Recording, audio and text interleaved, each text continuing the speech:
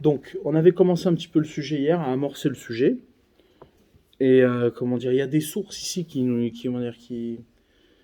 faut qu'on travaille et pour essayer de comprendre un petit peu la période que l'on traverse, c'est-à-dire la période du Homer, Sfirat Homer, le conte du Homer et ses secrets.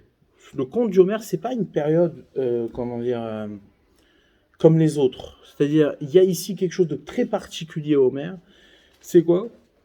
C'est que se superpose, ouais, ça on en a déjà parlé, mais se superpose sur cette période un autre événement qui a priori est vécu comme quelque chose qui n'a aucun rapport, c'est-à-dire qu'on nous a importé un événement qui est complètement étranger à l'ambiance de cette période, ouais, pour essayer de donner des mots à tout ça. Qu'est-ce qui se passe? On est à la sortie de Pessah. À cette sortie de Pessah, ouais, on compte, ouais, c'est-à-dire au deuxième jour de Pessah, on compte le Homer. On commence à compter le Homer. Et on doit compter 7 semaines, c'est-à-dire 49 jours. Ok. Au bout de 49 jours, on a Shavuot, qui est le don de la Torah. Tout ça, bien sûr, on comprend que quoi? Que c'est pour faire un lien, ouais, entre la sortie d'Égypte et le don de la Torah. Comme si ces deux événements-là étaient liés, c'est-à-dire étaient indissociables. Ouais. Le Maharal, il parle beaucoup de ça. Ouais.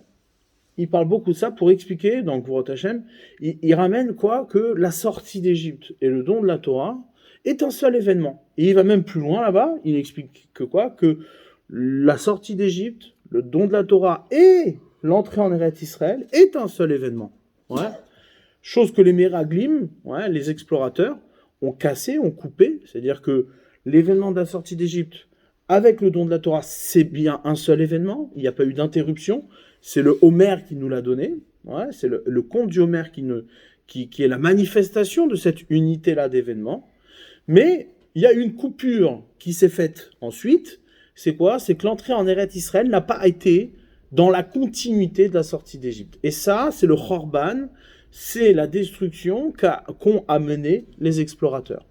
Pourquoi? Parce que ce n'est pas ceux qui sont sortis d'Égypte, ouais, qui sont rentrés en Eretz Israël. D'accord? Ça, c'est un Khorban. C'est-à-dire, c'est vécu comme un Khorban. Ouais. Au point que la Gemara, elle va dire que d'Ordéa, ouais, la Gemara dans Sanhedrin, elle ramène que la génération de la connaissance, ouais, n'ont pas de part au monde futur. Qu'est-ce que ça veut dire? C'est quand même... Ça c'est un truc, qui est dingue. C'est-à-dire, qui fait partie de ceux... C'est-à-dire, qui sont ceux qui étaient de d'Ordéa, d'Or Amidbar, ouais, la génération du désert? Ben, il y avait Moshe Rabbeinu, il y avait Aaron Cohen, il y avait tous ces gens-là qui étaient, qui étaient comment tu peux imaginer une seule seconde que quoi? Que ceux qui ont assisté à la sortie d'Égypte, au miracle, et aux fondations du peuple juif, c'est-à-dire le don de la Torah, on peut se permettre de dire que En Lahem Chelek L'Olam Haba, qui n'ont pas de part au monde futur. C'est la Mishnah, c'est la Mishnah. Comment elle peut dire une chose pareille? Donc on comprend bien que quoi? Que quand qu'il faut traduire, ouais, et traduire, ça veut dire quoi? Ça veut dire qu'ils n'ont pas de part au monde futur. C'est quoi le monde futur? C'est Eretz Israël. C'est Eretz Israël. C'est ce que nous dit le Rambam, comme c'est marqué, Kol Israël Yeshem Chalek L'Olam Haba, chez Neymar, Vamer, Kolam Tzedik L'Olam Yeshu, Aretz. Aretz ou Machal, ils vont hériter de la terre. La terre, c'est un Machal, c'est une parabole pour parler du Olam Haba, du monde futur. D'accord? Donc, on a trois événements qui sont en vérité, qui, du point de vue du tikkun, c'est-à-dire du point de vue de la shlemut, c'est-à-dire du point de vue de la perfection, c'est-à-dire dans le projet divin, on a trois événements qui en sont qu'un seul, dont la responsabilité des bénis Israël, c'est-à-dire dans le travail des bénis Israël, eh bien, il faut le ramener à un seul événement. Ouais. Sortie d'Égypte, le don de la Torah, l'entrée en Eretz Israël, un seul événement. Dès que tu défais ces événements, tu les sépares, eh bien, qu'est-ce qui se passe? C'est un Khorban. Le peuple d'Israël n'est pas accompli. D'accord? Très bien. Maintenant. Donc, nous, qu'est-ce qu'on fait? On compte l'Homer. Contre l'Homer, normal, on crée une liaison forte, ouais, entre la sortie d'Égypte et le don de la Torah. On voit que quoi? Que ces 49 jours-là sont une préparation au don de la Torah, une préparation au niveau des midot. nos sages ont traduit ces jours-là dans un langage de midot, où chaque jour correspond à une mida. Chaque semaine est une mida en soi, ouais, et la semaine est composée de 7 jours qui détaillent la mida en 7 midot. Ouais. C'est-à-dire que chaque mida est constituée de 7 midot. Ouais. On a 7 midas, 7 mesures, 7 comportements qui font lien entre l'homme et Akadosh Baruch Hu, d'accord? C'est-à-dire, on voit que on a une mitzvah de ressembler à Akadosh Baruch Hu dans notre attitude. Ma'u rachum, afata rachum. De la même manière que lui, il est miséricordieux, tu dois être miséricordieux. Donc, nos midot sont le reflet, c'est-à-dire sont l'expression d'un lien avec Akadosh Baruch Hu. Lorsque tu as des bonnes midot, lorsque tu as un bon comportement, ouais, un bon caractère, un caractère bien, c'est le moyen de rayonner et de faire rayonner la partie divine qu'il y a dans l'homme. Ouais. Ça, on le voit, nous, on peut le tester, on le voit, on l'expérimente. Une personne généreuse, ouais, renvoie, c'est-à-dire la générosité d'une personne, crée justement l'émotion d'appartenir à quelque chose de grand, d'appartenir à quelque chose d'une révélation. Quand quelqu'un fait un acte de générosité, ouais, je me rappelle, on avait, à la yeshiva, il y avait un rav qui s'appelait Rav Binyamin Finkel, ouais, qui donnait un vaad comme ça, et une fois il avait raconté, pour donner une illustration de ça, il avait donné l'exemple d'une personne qui part, c'est-à-dire un groupe qui part en montagne, d'accord, avec des enfants, et ils redescendent de la montagne, et qu'est-ce qui se passe? Il manque un enfant. Donc, il y a les parents, quand ils voient le groupe arriver et qu'ils ne voient pas leur enfant, ils sont bien entendu, paniqués. Et là, il y a quelqu'un qui part chercher l'enfant, et après des heures et des heures de recherche, etc., eh bien, la personne ramène l'enfant aux parents. L'émotion des parents à ce moment-là, et la reconnaissance des parents à ce moment-là qui s'exprime dans le cœur des parents, c'est-à-dire pour cette personne, est de l'ordre de quelque chose qui n'est pas, qui n'est pas physique, qui n'est pas matériel. C'est une émotion beaucoup plus grande, qui ne peut pas être contenue dans une définition simple, d'accord? Donc c'est un peu ça, ça veut dire, quand tu vois une personne faire un acte de générosité authentique, sincère, ouais, tu vois ici le divin, tu vois un homme Maintenant, à l'inverse, quand tu vois une personne faire quelque chose, d'accord, qui n'est pas à la hauteur de l'homme, eh bien, tu vois l'humanité dans sa bestialité, d'accord? Très bien. Donc ce temps-là qui nous est donné, ce compte se fait à travers le compte des midot. Ouais, le compte des midot. Chaque jour, tu acquiers une mida et tu l'exprimes, ouais, tu la détailles, tu l'approfondis. Chaque mida, elle a aussi un lien avec toutes les midot, ouais, parce que c'est un travail d'unité. Le travail de midot, c'est un travail d'unité. Tu peux pas être simplement généreux, ouais, sans être rigoureux à travers cette générosité. C'est-à-dire, si tu es trop généreux, mais que des fois, la générosité, c'est d'être rigoureux avec la personne. Ouais. À ton fils, à tes enfants, qu'est-ce que tu fais? Ou à tes amis, tu ne peux pas leur donner des bonbons et leur détruire la santé. Ouais. À un moment donné, il faut leur dire non, stop, faut être rigoureux. L'autre, ça lui fait de la peine, mais toi, tu sais que c'est pour son bien. Donc, il y a des fois des choses, il y a une générosité qui s'exprime aussi par la rigueur. Pourquoi c'est comme ça? Parce que être bémida, être dans un comportement qui reflète, c'est-à-dire qui ressemble à celui d'Akadosh Baruch Hu, eh bien, c'est être dans l'unité. Et être dans l'unité, c'est aussi adopter un équilibre entre les midot. D'accord? Donc c'est pour ça que quand on compte le Homer, quand on compte les jours du Homer, eh bien, on compte chaque jour, on compte, c'est la première semaine, on compte une mida, chesed, mais dans cette mida, chaque jour, on a le détail. On a chesed, gvura sheba chesed, ouais, et tiferet sheba chesed, et chaque mida dans le chesed, et ainsi de suite. D'accord? Est-ce qu'il y a un lien avec, par exemple, avec le pod du Betamidash où il y avait des Kohen qui venaient chaque semaine? Où chaque semaine, il y avait une famille de Kohen, par exemple, où c'était un des Kohen pendant 7 jours, et 7 jours après, encore autre chose. Alors, est-ce qu'il y a un lien direct? Je sais pas. Mais c'est sûr que ce partage-là, à chaque fois, évidemment que la semaine, elle correspond à ces midotes-là. Est-ce que les Kohanim, ils travaillent sur ce plan-là? Certainement. Mais est-ce que, je pense que c'était beaucoup plus... tu as raison, il y a certainement une profondeur derrière. Mais en tout cas, apparemment, c'est plus une question d'organisation que, une question de midot. Dans tous les cas, à partir de là, on a quelque chose qui vient se greffer sur cette période-là. Ouais, c'est que nous, on entame une période du Homer qui devrait être heureuse, voilà, c'est-à-dire, on devrait, être épanoui, on devrait en attente d'un jour du don de la Torah. Mais qu'est-ce qui vient se mettre au milieu? Un événement qui est beaucoup plus tardif dans l'histoire, c'est à l'époque de Rabbi Akiva, donc on est à la destruction du deuxième temple. Ouais. Donc bien plus tard que le don de la Torah, ouais, bien plus tard. Ouais. Et Rabbi Akiva, qui lui va avoir 24 000 élèves, il va construire une yeshiva, gigantesque, avec 24 000 élèves, mais c'était pas la seule yeshiva de l'époque. Ouais. Et ces 24 000 élèves-là vont mourir dans une magefa, dans une épidémie, donc de Pessar jusqu'à Atzeret. Entre Pessar et Atzeret, ouais. C'est-à-dire entre Pessar et Shavuot. Nos sages nous ont dit que l'épidémie s'est arrêtée à Lag BaOmer.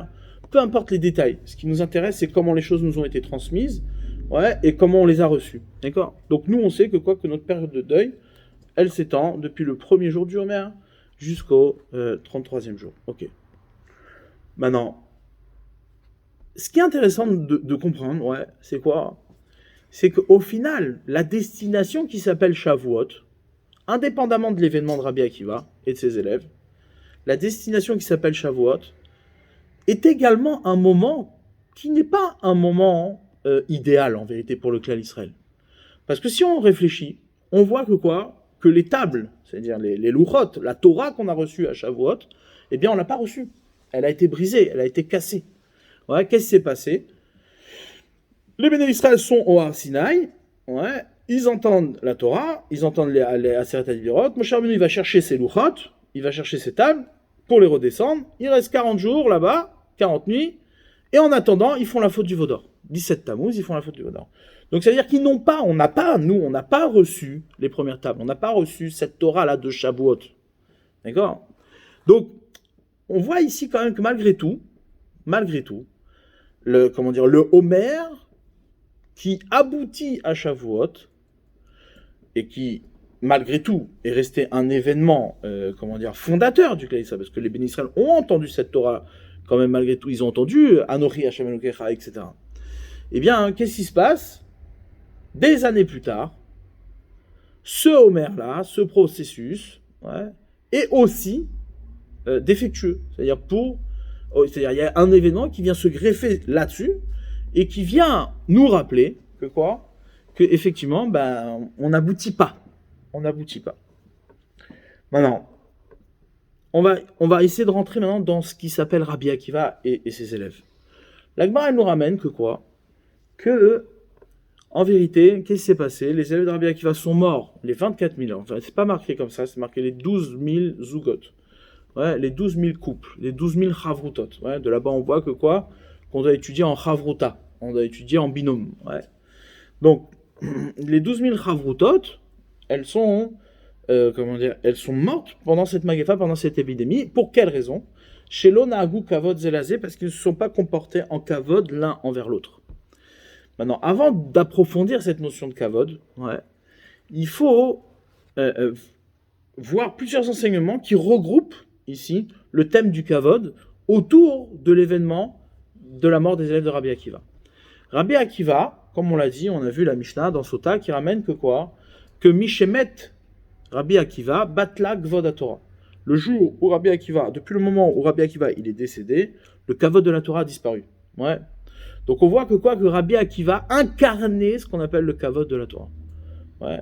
Le kavod, la mida de kavod et Etzel Rabbi Akiva, chez Rabbi Akiva, c'était son personnage. C'est-à-dire c'est lui qui incarnait, c'est lui qui protégeait le kavod de la Torah dans sa génération. Oui, mais il y a des gens comme Rabbi Meir ou Rabbi Shimon. Donc comment c'est possible qu'eux-mêmes... C'est une très bonne question. Sauf que à la dimension de Rabbi Akiva, Rabbi Meir, d'abord c'était l'élève de Rabbi Akiva. Ouais, donc c'est-à-dire toute la Torah que l'on a, la Torah orale comme ça c'est ramené, ouais, dans la Gemara, dans le Talmud, c'est marqué aussi dans les Midrashim que quoi? Que Rabbi Akiva, ouais, c'est toute la Torah orale. Toute la Torah qu'on a, Torah orale, c'est celle de Rabbi Akiva. D'accord? Donc Rabbi Meir, tous ceux qui viennent après, c'est Rabbi Akiva. Sans Rabbi Akiva, il n'y aurait pas de Torah. Il n'y aura pas de Torah orale. Tout aurait disparu. Ouais. Donc, ça te laisse imaginer encore plus quelle était la dimension de Rabbi Akiva.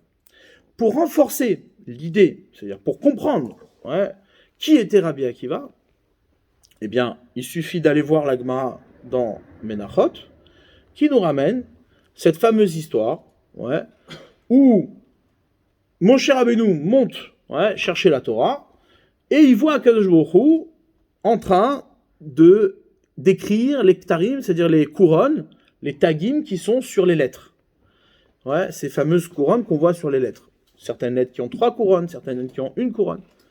Maintenant, quand Moshe Rabbeinu il voit Akadosh Baruch Hu écrire ces couronnes, il lui dit « Non, mais pour qui tu fais ça ?» Le Maharshal avait expliqué, c'est pas que Moshe Rabbeinu ne comprenait pas, mais il comprenait pas. C'est-à-dire, c'est quelque chose qui ne se révèle pas. C'est-à-dire, pour qui tu l'écris? Qui va être capable d'en saisir le sens? Qu'est-ce que ça veut dire? C'est quoi la question? La question, elle est simple. C'est que la Torah, elle est écrite par des lettres. Nous, notre moyen de saisir la parole divine dans l'écriture se fait par des lettres. C'est-à-dire, les lettres sont le moyen de saisir le sens et la profondeur de la parole d'Akadosh Baruch Hu. Sans ces lettres-là, impossible de communiquer, impossible d'entendre. Donc les lettres, celles qui portent le sens de la parole d'Akadosh Baruch Hu. Okay, c'est le messager. C'est pour ça qu'on dit hôte. En hébreu, une hôte, une lettre, c'est un signe. C'est elle qui nous donne le signe, c'est l'orientation de la parole d'Akadosh Baruch Hu. D'accord? Donc, très bien. Maintenant, la hôte, la lettre, tu peux la transmettre. Mais tu ne peux pas transmettre une couronne. Ce qui est au-delà de la lettre, qui n'est pas une lettre, elle est juste une indication. Elle signifie quoi? Il dit, mais pour qui tu parles ici? Qui va être capable d'entendre un langage qui n'en est pas un? D'entendre un langage qui n'en est pas un. Donc, cette question-là, on va la mettre de côté, pour l'instant. On va voir qu'elle va nous être intéressante plus tard. Mais ce qu'il faut comprendre ici, c'est quoi? C'est que la suite, Moshe Rabbeinu, Akadosh Baruch Hu dit à Moshe Rabbeinu, ça c'est pour Rabbi Akiva. Rabbi Akiva, lui, va être capable d'entendre, il va être Doresh Tilet Tilim Shel Halachot, il va apprendre de là-bas des tas entiers d'Halachot, des centaines et des milliers d'Halachot de ces couronnes-là. Il va entendre des choses là-bas. Tout seul. C'est pas c'est tout seul. Il faut comprendre ce que ça veut dire tout seul. Attends. T'as raison. La question, c'est une bonne question. Mais juste déjà, en tant que l'enseignement ici ne passe pas par une lettre. C'est très important d'entendre ça. C'est-à-dire que il y a ici, Akadosh Baruch Hu écrit un enseignement qui ne passe pas par des lettres. C'est-à-dire, il y a quelque chose de bizarre ici. C'est-à-dire, il y a quelque chose qu'il faut comprendre. C'est-à-dire, tu me dis, Akadosh Baruch Hu me parle. Il me dit, Anochi Hashem Elokecha asher hotzeticha me'eretz Yisrael. Je suis l'Éternel ton Dieu qui t'a fait sortir d'Égypte. Ok, je comprends. Là, il y a une écriture, il y a une parole, il y a des lettres. Mais lorsque Moshe Rabbeinu, dans son étonnement, il voit Akadosh Baruch Hu écrire des couronnes sur des lettres, il dit, mais pour qui tu parles? À qui tu parles? À qui tu parles? Comment quelque chose qui n'est pas écrit et qui n'est pas communiqué par des lettres ou une parole peut être audible, et être un apprentissage, une communication pour les Béné Israël? Pour Rabbi Akiva, oui, il y a quelque chose qui est réceptif. Il y a quelque chose qui peut se recevoir. C'est ça que dit la Gemara et c'est ça qu'Akadosh Baruch Hu révèle. Donc, ce qu'il faut entendre là-bas, c'est quand Akadosh Baruch Hu dit à Moshe Rabbeinu, mais oui, c'est pour Rabbi Akiva. La Gemara ici, elle n'est pas en train de nous faire un scénario. Elle est juste en train de nous révéler la profondeur du don de la Torah. C'est que la Torah ne peut pas se donner sans Rabbi Akiva. C'est ça que ça veut dire. C'est-à-dire même déjà, lorsque Moshe Rabbeinu va chercher la Torah, Rabbi Akiva lui est révélé. Il lui est révélé. Au point que Moshe Rabbeinu réclame avec Akadosh Baruch Hu de le voir. Il dit, Montre-moi ce grand maître. Pourquoi tu n'as pas donné la Torah par lui? Ouais. Donc mon cher Rabbeinu exprime quelque chose qui est très puissant. C'est-à-dire, il lui dit, mais la Torah aurait dû être donnée par Rabbi Akiva, plutôt que par moi. D'accord? Donc on voit que Rabbi Akiva est celui par qui la Torah aurait pu être donnée. Donc, lorsque Moshe Rabbeinu va donner la Torah, parce que Akadosh Baruch Hu l'a choisi, ouais, lui est révélé Rabbi Akiva, parce qu'il est indispensable que Rabbi Akiva soit révélé dans ce qui est le don de la Torah. Vous entendez la subtilité ici? La subtilité est très importante. C'est pas simplement on vient raconter une histoire à Moshe Rabbeinu de Rabbi Akiva plus tard qui sera un grand Talmid Chacham. Ouais, c'est pas ça.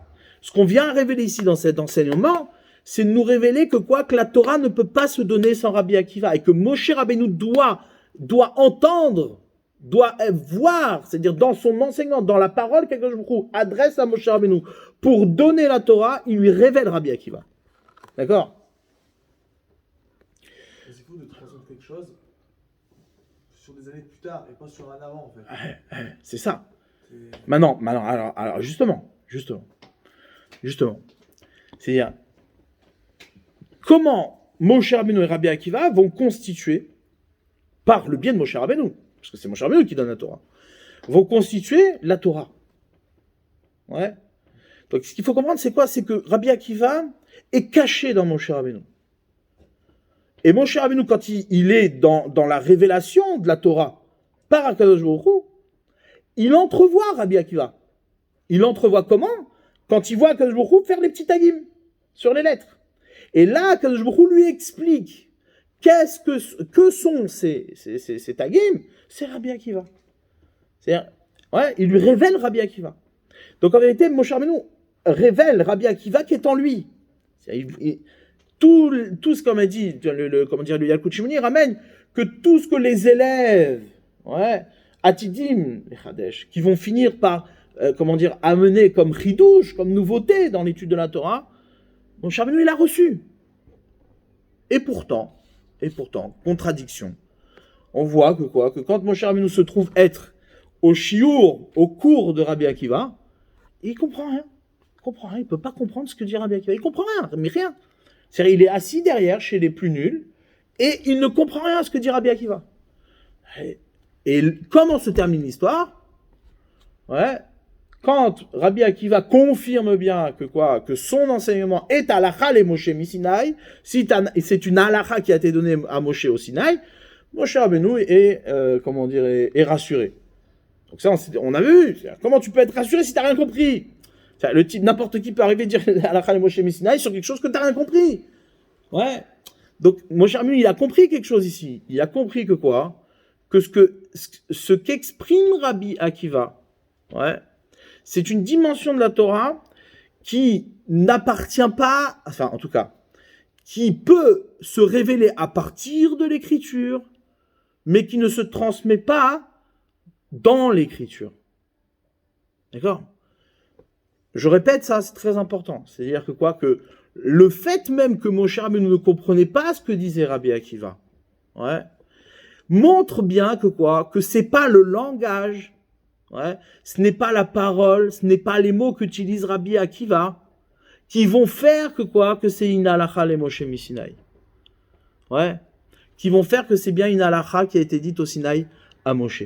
Moshe, bien sûr qu'il va être rassuré, parce qu'il entend bien ici que la dimension, et c'est ça qu'Akadosh Baruch Hu lui a révélé, c'est que l'enseignement, la Torah de Rabbi Akiva, ouais, c'est une Torah qui ne se communique pas par la lettre, mais qui se communique à partir de la lettre.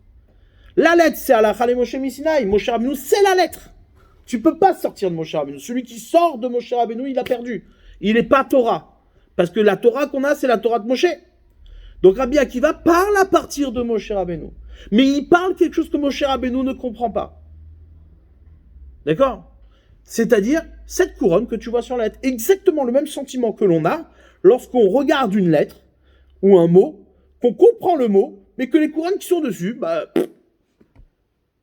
si tu veux en déchiffrer quelque chose, il va falloir faire appel à une dimension de connexion à la Torah qui ne s'enseigne pas par une lettre. D'accord? Très bien.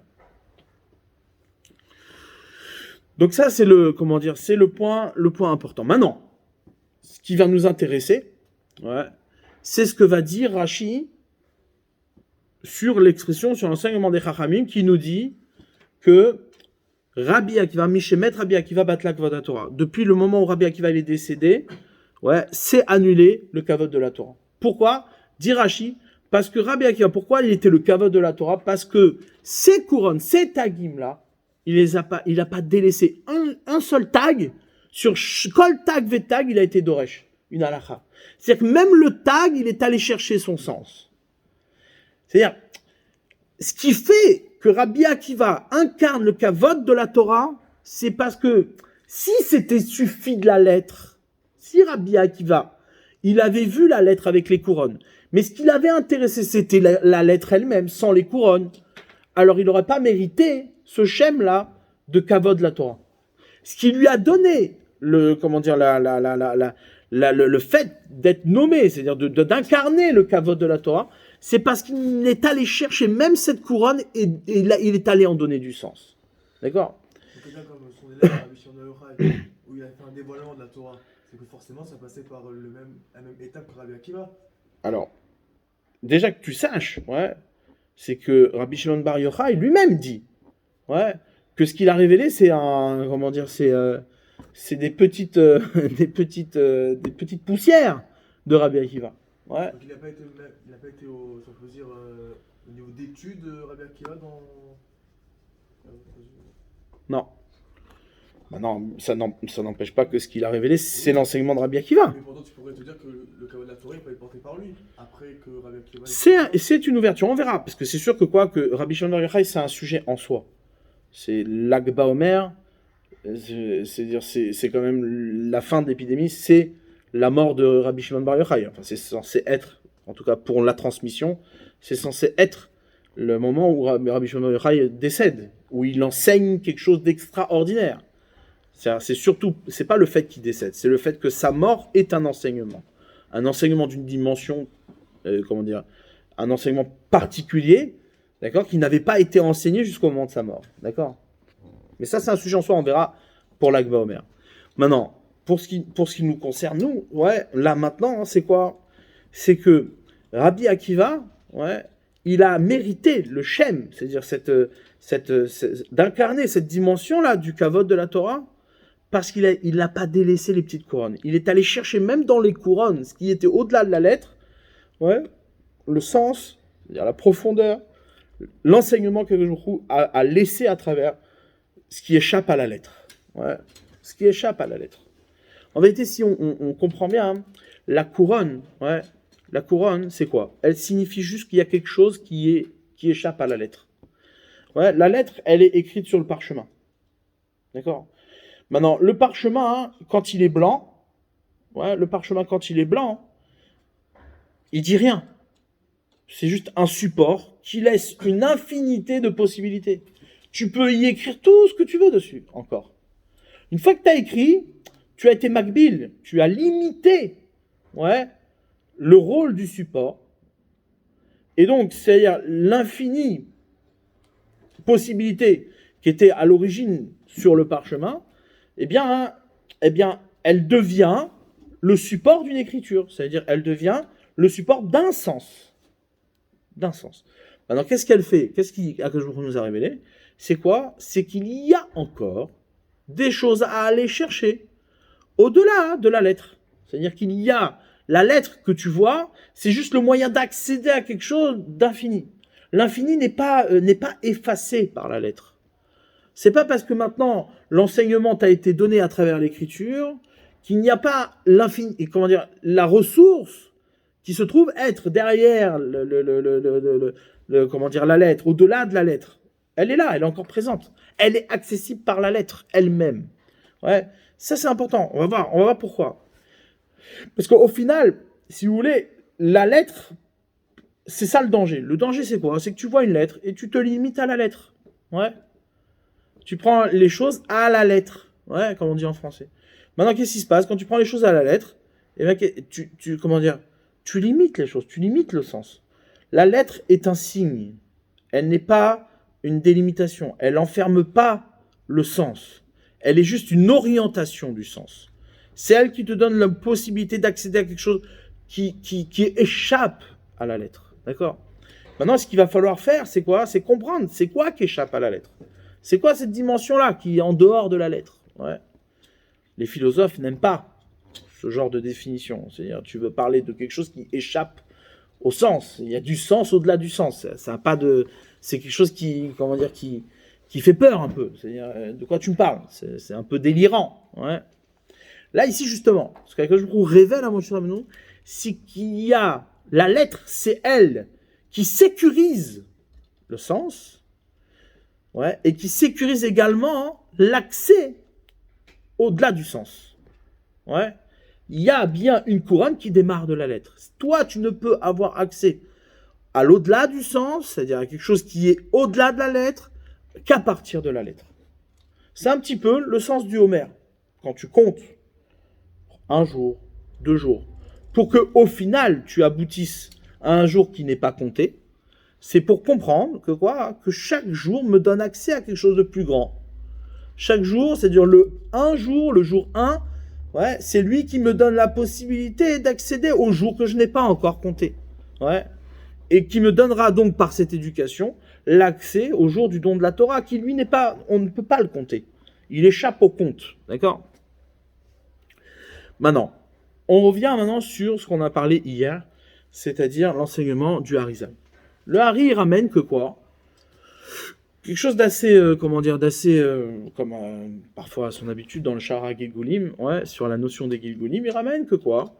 Que quelque chose qui échappe complètement au sens, ouais, c'est que Rabbi Akiva, ouais, et ses élèves, les 24 000 élèves, en vérité, les 24 000 élèves de Rabbi Akiva sont les Gilgulim, sont la réincarnation des 24 000 personnes qui sont mortes dans le désert, dans l'épidémie qui a eu lieu au moment où Balak, avec Bilam, ont maudit le clan Israël. Ouais, ont voulu maudire le clan Israël. Qu'est-ce qui s'est passé là-bas ? On a Balak qui va chercher le prophète des nations, le grand prophète des nations, Bilam. Et il lui demande de maudire le béni Israël. D'accord ? Au moment où il maudit le béni Israël, ça marche pas. Brachot, bénédiction, les malédictions se transforment en bénédiction. Il lui donne un conseil. Il lui dit, tu sais quoi, va chercher les filles de Moab et les Midianites et amène-les à la perversion. Ouais. Donc ces femmes-là, elles vont pervertir le clan d'Israël, perturber le clan d'Israël. Et donc toutes les malédictions que Bilam avait formulées peuvent maintenant tomber sur le clan d'Israël. D'accord ? Maintenant, lui, là-bas, il y a eu donc cette magéfa, cette épidémie à cause justement de cette dérive qui a tué 24 000 personnes. Le Hari nous dit que quoi ? Que ces 24 000 personnes-là, c'est un sujet qui va traverser l'histoire. C'est-à-dire, ce qui s'est passé là-bas demande réparation. C'est pas quelque chose, c'est pas un événement historique, ouais, avec lequel on n'a pas de lien. Ce qui s'est passé là-bas demande réparation dans le clan d'Israël. Celui qui pouvait réparer, ouais, ça, c'était Rabbi Akiva, avec ses 24 000 élèves. Pourquoi 24 000 précisément ? Ça, on va voir. On va voir. Dans tous les cas, ces 24 000 personnes-là sont mortes dans une épidémie. Pour quelle raison ? Là-bas, il dit, le Hari, il ramène que quoi ? Que Rabbi Akiva, il y avait un monsieur qui s'appelait Zimri ben Salou, à l'époque de Moshe Rabbeinu. Zimri ben Salou qui était de la tribu de Shimon. C'était le prince de la tribu de Shimon. C'était lui le boss de la tribu de Shimon. Il arrive, il vient, il prend une femme midianite, d'accord, qu'il ramène devant Moshe Rabbeinu, et qui lui dit, dis-moi, cette femme-là, elle est permise ou interdite ? Moshe Rabbeinu dit, elle est interdite. Ouais. Et il dit, qu'est-ce que je comprends pas ? Toi, tu nous as ramené Tzipora, d'accord, qui était étrangère, et tu l'as mariée, et pourquoi moi je pourrais pas faire la même chose ? Pourquoi je peux pas faire la même chose ? Donc il s'est rebellé, il a commencé à affaiblir le clan d'Israël juste parce qu'il a été séduit par cette femme-là, d'accord ? Cette séduction a amené de la Avodazara, a amené de l'idolâtrie, d'accord ? Et là, qu'est-ce qui s'est passé ? On a la fameuse histoire où Pinchas y vient, et il tue sur place, sans discuter, Zimri ben Salou et Cosbi Batsour, cette femme-là qui s'appelait Cosbi Batsour. Sur ça, le Hari dit, Rabbi Akiva, ouais, c'est la réincarnation de Zimri ben Salou. que Rabbi Akiva était aussi de la tribu de Shimon. Rabbi Akiva était de la tribu de Shimon. D'accord? Maintenant, Cosbi Batsur, c'est la réincarnation de la femme de Tornosropos. Quand la femme de Tornosropos voulait séduire Rabbi Akiva, il n'a pas cédé. Au final, qu'est-ce qui s'est passé? Cette femme, Cosbi Batsur, elle s'est convertie, elle s'est mariée avec Rabbi Akiva, et donc ils ont été métaken, ils ont réparé cette union. Alors, c'est ça qui est intéressant, c'est de voir qu'au final, ça devient une union. Peut-être que ça veut nous dire, que effectivement, Zimri Ben Salou et Cosbi Batsur, Zimri Ben Salou avait entendu quelque chose. Il avait compris que peut-être de cette Midjanite pouvait sortir quelque chose. Seulement, c'était pas le bon moment. En tout cas, ici est mal pris. Cette chose-là va être réparée plus tard par Rabbi Akiva et cette femme-là de Tornostropos. D'accord? Mais les 24 000 élèves, eux, ils ont échoué. Ça n'a pas marché. Et donc, on est toujours dans dans cet échec de la réparation des 24 000 élèves. Donc, on est encore sous l'influence de cette faute-là de Zimri Ben Salou. D'accord? Maintenant, quelle était la faute de Zimri Ben Salou? Quelle était la faute de Zimri Ben Salou? Vous regardez dans la paracha de Vezot Aberacha, Moshe Rabbeinu, quand il fait les bénédictions aux Shvatim, aux tribus, il ne fait pas de bénédiction sur la tribu de Shimon.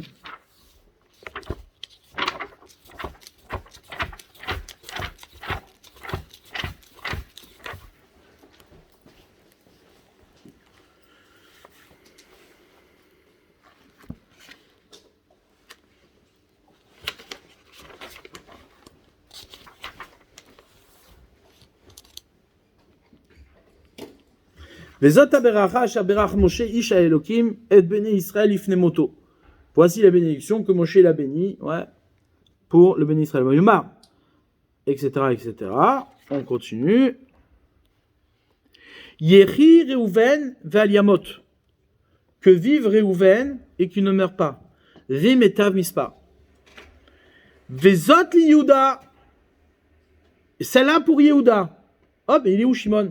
Reuven, Shimon, Lévi, on va voir après. Ou le Lévi Amar, c'est marqué. Maintenant, il y a marqué Vezot li Yehuda. Et ça c'est pour Yehuda. Vayomar, il a dit Shema Hashem kol Yehuda. Écoute Hashem la voix de Yehuda. Rashi, qu'est-ce qu'il dit?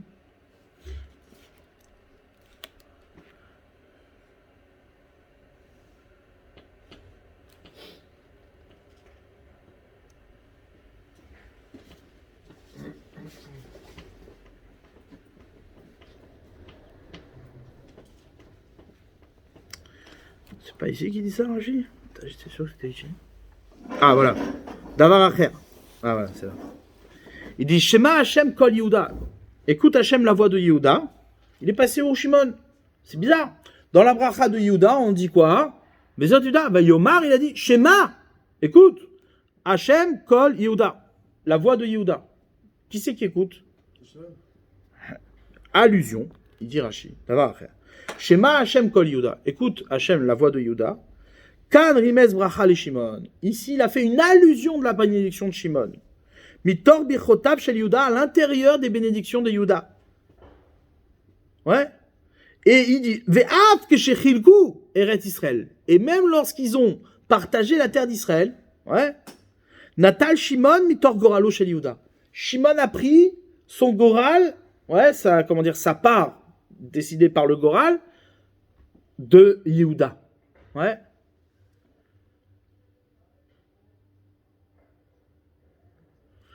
Ok.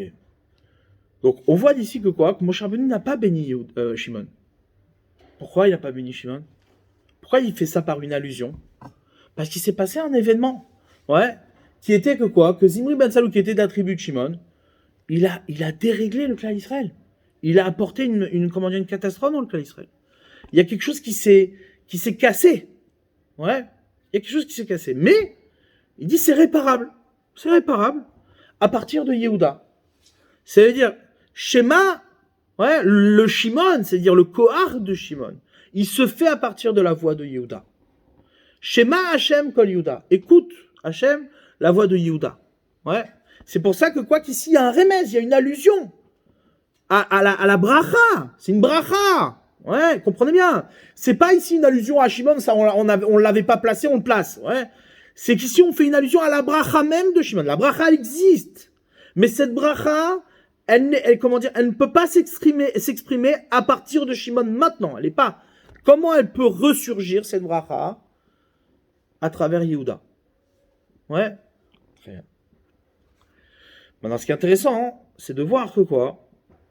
Que Yehuda, qu'est-ce qu'il est, Yehuda? Yehuda, c'est la reconnaissance. C'est ce qu'il dit Rashi plus haut. Il dit les autres, Yehuda, ça marque Yehuda les Réhouven. Yehuda, il a mis proche de Réhouven. Pourquoi? Ça répond à ta question, pourquoi on n'a pas parlé de Lévi. Il dit, parce que, mi pene sheshnem odou al kilkul chez Beyadam. Parce que les deux ont avoué, ont reconnu leur erreur. Ils ont reconnu leur erreur. Ouais, ils ont reconnu qu'ils avaient apporté un kilkul, ils avaient apporté, un défaut. D'accord?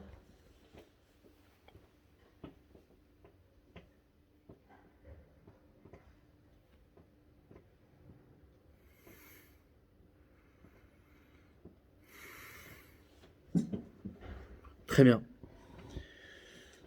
Maintenant, Shimon, ouais, lui, son défaut, il est toujours là. C'est quoi son défaut en soi? Alors, c'est quoi son défaut? Pour comprendre son défaut, il faut comprendre sa qualité. Ouais. La qualité de Shimon, comme son nom l'indique, c'est pour ça qu'on dit Yeri, Reuven, Ve'aliamot. La Torah, elle est donnée Bereia ou Beshmia. La Torah, elle est donnée par la vision, par ce qu'on voit. Ça, c'est l'écriture, la lettre. Et la Shmia, l'écoute. Comme c'est marqué. C'est marqué que Akadosh Baruch Hu, quand il a donné la Torah, Vechol ha'am ra'u et hakolot. Tout le peuple ont vu les voix. Ouais. Plutôt que d'entendre, ils ont vu. Ouais. C'est-à-dire qu'il y a un mariage entre la vision et l'écoute. Ouais. C'est-à-dire la Torah dans son unité, c'est-à-dire dans la réception de la Torah ne peut pas se faire sans la Reïa et sans la Shmia. Sans la vision et sans l'écoute. Qu'est-ce que la vision de la Torah? C'est quoi la Reïa de la Torah? C'est Moshe Rabbeinu. Moshe Rabbeinu, c'est l'écriture. Maintenant, quelle est la Shmia de la Torah? C'est Rabbi Akiva. Et ce qui est intéressant, c'est quoi? C'est que la Torah elle-même fait allusion à Rabbi Akiva. Dans la paracha de Ekev, qu'est-ce qu'elle dit? Vaya Ekev tishme'un. Ouais, au talon vous entendrez. Rabbi Akiva a ce kohar, il a cette puissance de shmia, d'écoute. Comme si, c'est pas par hasard, c'est-à-dire, ce que veut dire la Torah ici, c'est que le pouvoir d'écouter se fait au Ekev. Il se fait au talon. Là, maintenant, on va expliquer ça. Enfin, je sais pas si on arrivera à tout expliquer, mais en tout cas, voilà, je vous donne des idées. C'est-à-dire que quoi? Que la Torah, c'est la Reïa. Il y a l'écriture. L'écriture, la lettre, même des fois, la parole peut être une Reïa. Ouais, parce que c'est une écriture. La parole, c'est une écriture. Si la parole se limite à parler ce qui s'écrit, c'est de l'écriture. Ouais. Maintenant, cette écriture-là, elle est intimement liée. Elle ne peut pas se dissocier de la shmia, de l'écoute. Si elle se dissocie de l'écoute, alors la Torah perd tout son sens. Elle n'est plus une Torah.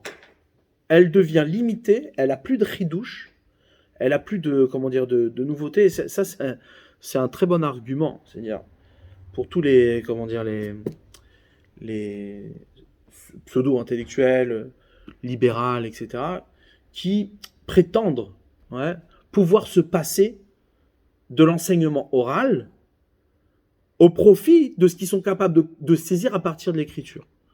C'est-à-dire, et c'est un truc incroyable, c'est-à-dire, il se tire une balle dans le pied. C'est-à-dire, pourquoi? Parce que il limite la Torah à son écriture. Limiter la Torah à son écriture, c'est quoi?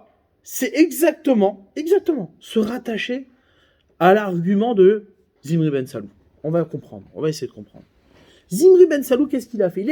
Il est parti attaquer Moshe Rabbeinu. Zimri ben Salou, il est le seul qui peut attaquer Moshe Rabbeinu, parce que lui, il est la Shmiya. Il est l'écoute de la Torah. Moshe Rabbeinu, c'est la Reya, c'est la vision de la Torah. C'est l'écriture. Shimon, ouais, Zimri ben Salou, il vient, hein. Lui, c'est l'écoute de la Torah. La Torah orale. Ouais. Quelle est la différence entre l'écriture et l'écoute? Et la Shmiya. Quand on entend quelque chose, on ne le vit pas de la même manière que quand on le voit. Ouais. Quand tu vois quelque chose, c'est quelque chose qui est séparé de toi. C'est-à-dire qu'il y a une définition qui est séparée de toi et qui s'impose à toi parce que c'est un réel perçu sans, participation. C'est-à-dire que ici, tu ne participes pas parce que c'est extérieur à toi. Ça veut dire que ça s'impose à toi malgré toi. Ça, c'est l'écriture. Ouais. Alors que la Shmiya, il y a une participation. Quand tu écoutes quelque chose, tu reconstruis l'information qui t'a été donnée et tu la reformules. C'est toi qui lui donne du sens. Donc pour participer à cela, il faut être complètement connecté à l'écriture. Il faut accepter que c'est l'écriture elle-même, c'est la Reya qui t'envoie à une Shmiya, qui t'envoie à une écoute. Sinon, c'est une écoute purement inventée. C'est-à-dire ça démarre de toi sans réception. D'accord ? Tu peux très bien entendre plein de choses, mais si ça n'a pas de support, si ça démarre pas de l'écriture, bon, ce que tu as entendu n'a pas d'intérêt, ça reste toi. Ouais. C'est ça que Zimri ben Salou, c'est le seul qui peut attaquer Moshe Rabbeinu. Viens voir Moshe Rabbeinu, il dit, mais attends, toi t'es l'écriture, mais moi je suis ce qui vient après l'écriture, moi. C'est-à-dire ce qui fait que l'écriture existe, c'est parce que derrière, il y a une shmiya, il y a une écoute, il y a une production. Ouais, la shmiya, c'est le pouvoir du chidouche. Vous allez voir combien la shmiya est tellement importante pour nous. La Torah orale, la shmiya, l'écoute, elle est tellement essentielle. Parce que c'est là-bas que se cache toute la Torah, c'est-à-dire la Torah notre Torah, c'est-à-dire la Torah dans laquelle je participe. L'écriture, tu peux pas participer. Elle est là, tu discutes pas l'écriture. Ceux qui discutent l'écriture mescanim, c'est-à-dire il y a pas de, ils se réfèrent à rien. Ouais, tu peux parler ce que tu veux. Tu me dis c'est pas écrit de faire Shabbat. Bon bah, je veux que je te dise. Ouais, t'es un mesken. Maintenant, lorsque l'écriture, va créer chez toi une participation. Donc, qu'est-ce qui va se passer? Toi, tu vas être mechadesh, ça veut dire la nouveauté que tu vas apporter, c'est le nouveau chemin de toi vers cette écriture. Ouais. Ça, c'est une dimension qui échappe à la lettre. C'est une dimension qui est au-delà de la lettre, mais qui démarre de la lettre. Tu peux pas faire autrement. C'est comme si, dans chaque lettre, se cachait l'origine de chaque individu. Comment toi, tu peux être connecté à la Torah? Ouais. Ton travail, c'est-à-dire le travail de chaque juif, c'est quoi? C'est d'aller chercher son lien avec la lettre, avec sa lettre. Ouais. D'aller chercher comment lui, il est connecté à la Torah en étant ce qu'il est. Ouais. Ça, c'est la Shmiya qui le fait. Donc, la Shmiya, elle a un pouvoir d'aller chercher au-delà de soi. L'écriture, tu ne peux pas chercher au-delà de soi. Tu ne discutes pas. Ce que tu vois, c'est limité. Maintenant, la Shmiya, l'écoute te permet d'aller au-delà de ce que tu vois. Ouais. On t'envoie une information. Cette information-là, elle est réceptionnée dans ton écoute et elle est reconstruite. Parce que sans la reconstruire, elle n'a pas de sens. D'accord ? Elle est reconstruite à travers toi. Et c'est toi qui la reformules après. Et il faut qu'elle corresponde à l'origine. Il faut qu'elle corresponde à la lettre, à l'écriture. D'accord ? Donc qu'est-ce qui va se passer ? La Shmiya, c'est le pouvoir d'aller au-delà de ce que tu vois. Ouais. Zimri ben Salou a fait cette tentative-là, d'aller au-delà de Moshe Rabbeinu. Ouais. Il a fait une tentative.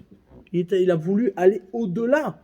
C'est-à-dire, il a voulu utiliser son pouvoir, sa force, son aptitude à l'écoute. Ouais.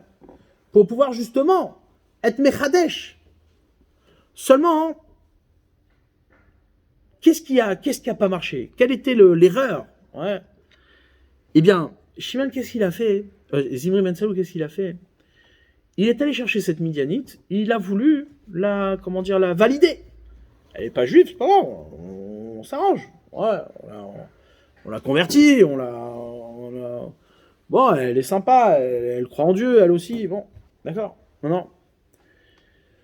Il a pas eu honte d'aller voir Moshe Rabbeinu, c'est-à-dire, il est allé le voir, il lui a dit, mais attends, je comprends pas ce que tu veux, cette femme-là, elle est pas moins que Tzipora. Qu'est-ce qui lui arrive d'un coup? Qu'est-ce qui lui passe par la tête? On parle pas de n'importe qui, là. On parle pas de quelqu'un qui a une, c'est-à-dire, on parle de quelqu'un qui est fondateur, qui est le prince de la tribu de Shimon, qui incarne une essentialité dans la réception de la Torah, d'accord? Donc, qu'est-ce qui se passe? Il voit, à la Gemara, elle ramène qu'ils ont vu, Ruth, ils ont vu Ruth, plus tard, mais que de là allait sortir le Mashiach, etc. Mais peu importe, ça c'est trop long à approfondir. Mais ce qui compte, c'est que il est allé chercher à l'extérieur. C'est-à-dire, Shimon a compris quelque chose de fondamental. Et ça, c'est ce que Moshe Rabbeinu lui-même a compris bien avant Shimon. Bien avant Zimri ben Salou. Il a compris que le Klal Israël, et on va voir ici que la difficulté, c'est-à-dire l'enjeu, c'est justement celui-là. Israël a toujours ce même problème. C'est de savoir comment il fait avec ce qui n'est pas lui. Ce qui n'est pas Israël. Parce qu'en vérité, si tu réfléchis, comme c'est marqué, nos sages nous disent Bereshit, Bara Elohim et Hashem et Haaretz. Bereshit, c'est marqué Bishvil Reshit. Bishvil Israël chez Nikro Reshit. C'est-à-dire, le monde, c'est Israël. Il n'y a pas une chose qui n'est pas Israël, ça ne veut rien dire. La Torah, le monde, il a été créé pour Israël. Maintenant, notre problème à nous, c'est quoi? C'est-à-dire, quand on est face à cette réalité-là, que tout est Israël, parce que c'est marqué Kol Israël Yeshlem Chelek Leolam Haba. Si t'es pas Israël, il n'y a pas de part au monde futur. Le monde de la vérité, c'est Israël.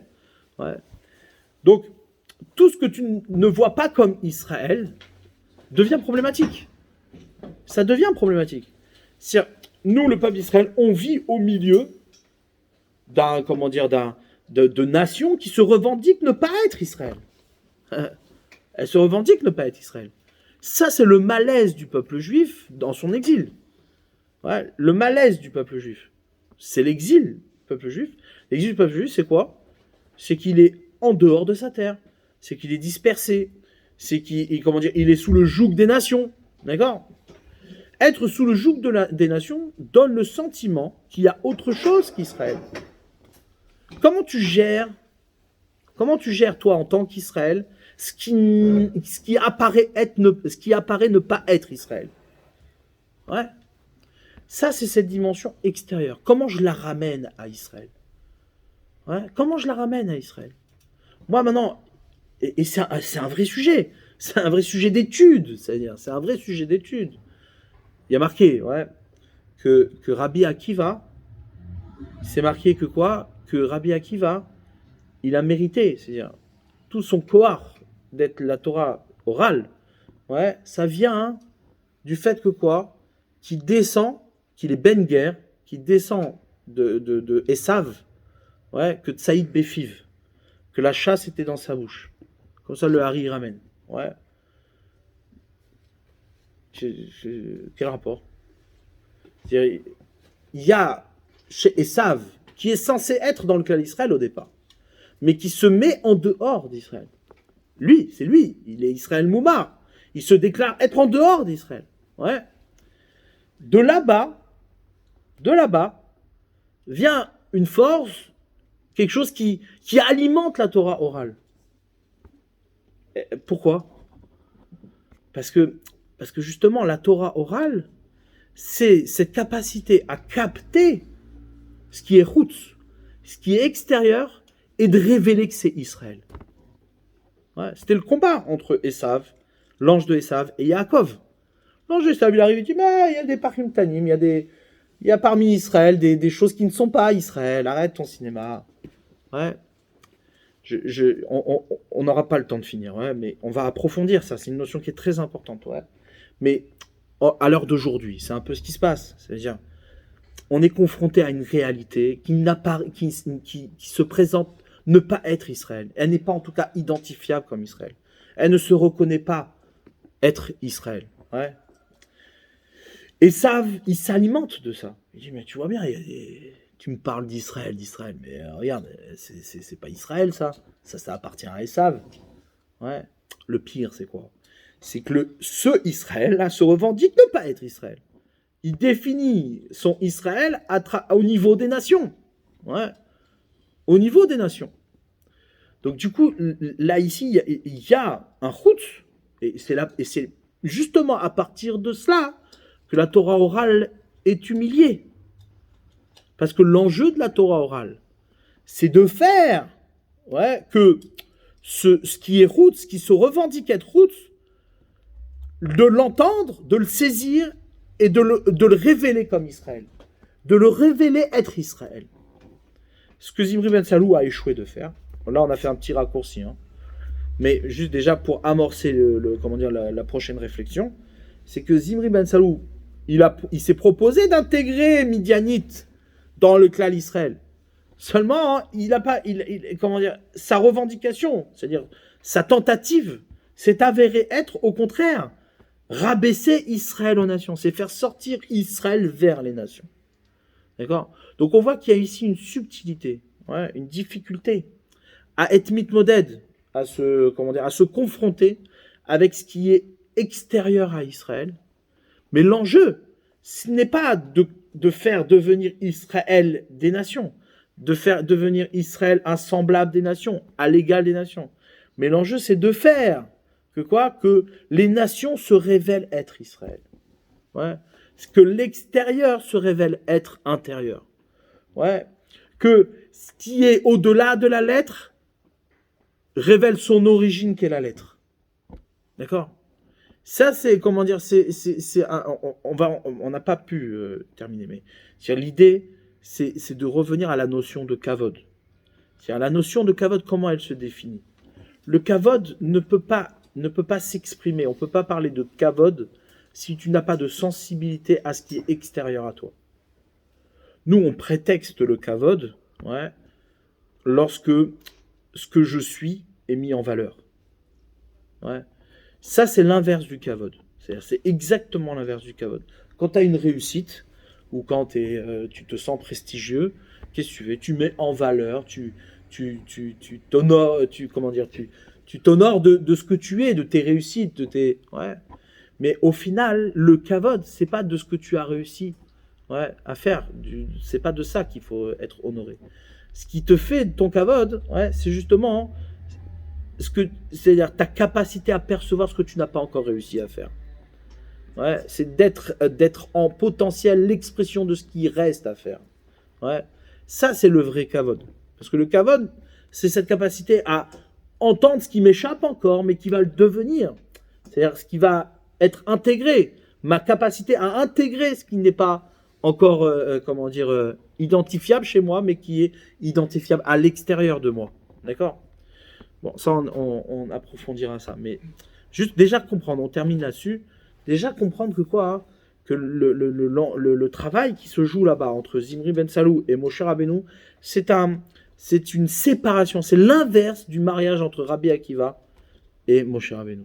Ce que Akadosh Baruch Hu révèle au moment du don de la Torah, que Rabbi Akiva est indispensable au don de la Torah, Zimri Ben Salou est venu casser ça. Il est venu dire non, il y a Rabbi Akiva d'un côté et Moshe Rabbeinu de l'autre. En tout cas, pas Rabbi Akiva. Ce que Rabbi Akiva a représenté, je le sépare de Moshe Rabbeinu. C'est pour ça que Moshe Rabbeinu ne pouvait pas, qu'est-ce qu'il va parler ? C'est lorsque l'écoute, lorsque la shmiya se détache de l'écriture n'a plus rien à dire. Qu'est-ce qu'elle va dire ? C'est pour ça que c'était obligé de venir d'une shmiya. C'est-à-dire obligé de venir de quelque chose d'extérieur à Moshe Rabbeinu. La libération ne pouvait pas se faire de l'écriture. La libération doit se faire de la shmiya. Elle doit se faire de la shmiya. C'est une shmiya. Oui, c'est celui qui a parlé.